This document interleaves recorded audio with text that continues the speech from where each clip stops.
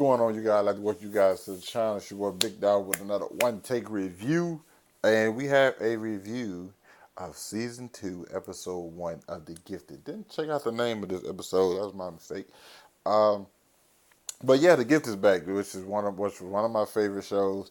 I was watching this and the Runaway around the same time when they both came out, and I was enjoying it. I was watching weekly. So back to weekly reviews of this. The first episode, kicking out it technically takes place 6 months after the events of the first one. You know, after the stuff that happened in Atlanta, the the Sentinel services think a lot of the mutant underground is dead.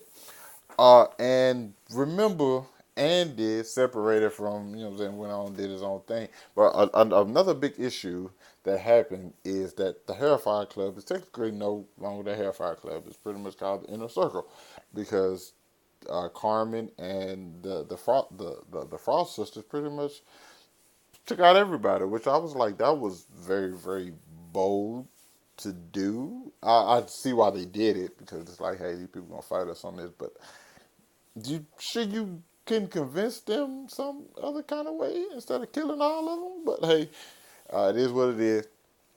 And so we're closer to Polaris having a baby, and they're trying to get like buildings and stuff so they can pretty much like house this thing. So hey, because her powers are uncontrollable right now. You know what I'm saying? She get have a contraction and just She moved the truck in this episode. It's just, what I'm saying, her powers are pretty much loose. And another thing, before I think it was right when she was getting ready to go into labor.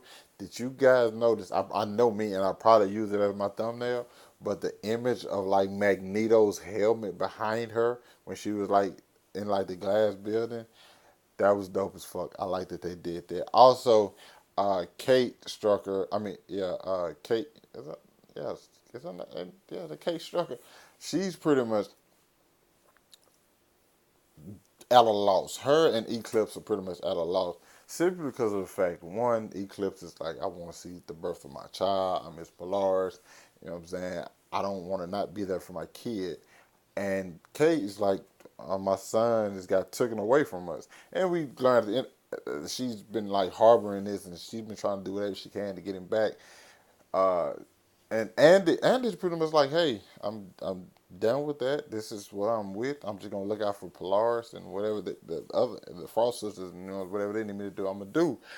He's like, hey, I've been looking at Pete Davidson. I like his hairstyle. I want to look like him because it kind of looks similar to me. Uh, and you have that. It's just, I think it's just like to get us back into the mood of thing. And Sentinel Service really been like raiding a lot of places where mutants be and taking a lot of men. One girl lost her sister. I can't remember her name exactly.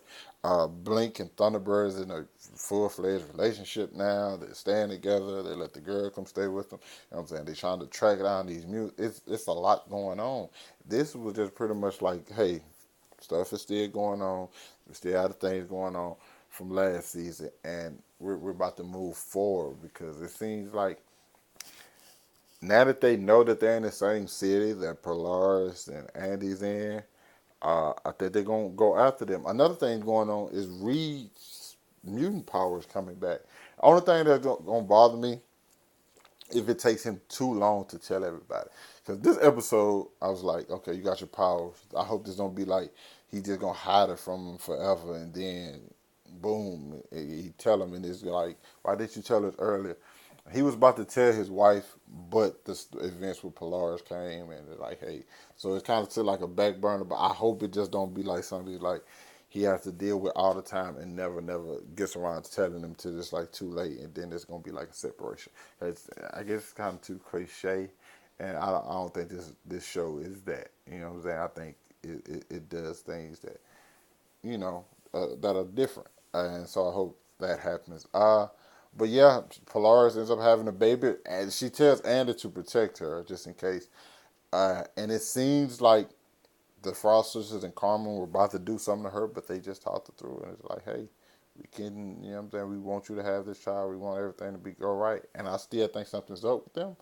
And all honesty, but they did help her, and because Andy was right there, like, yo, y'all ain't finna mess over her. I'm here, but you know what I'm saying. Shit happens. It doesn't really. we don't know exactly where the story is even heading. It just seems like a good introduction episode to get you back with these characters and let you know, hey, you know what I'm saying? This is the events that happened since the last time we seen you guys. This the state everybody's in. So I enjoyed it. You guys let me know what you thought about it down in the comments. Speaking of X-Men, we got a Dark Phoenix trailer coming out tonight. Be on the lookout for my reaction to that, and I'm going to talk about it because I've been really waiting for that. I really like the X-Men Dark Phoenix comic, and I think that this time the film will get it right. Plus, it had Jessica Chastain in it. That's one of my favorite actresses on the planet. But yeah, you guys let me know what you thought about this episode down in the comments. Hit that like button, subscribe to my channel. And I'll catch up with you guys later.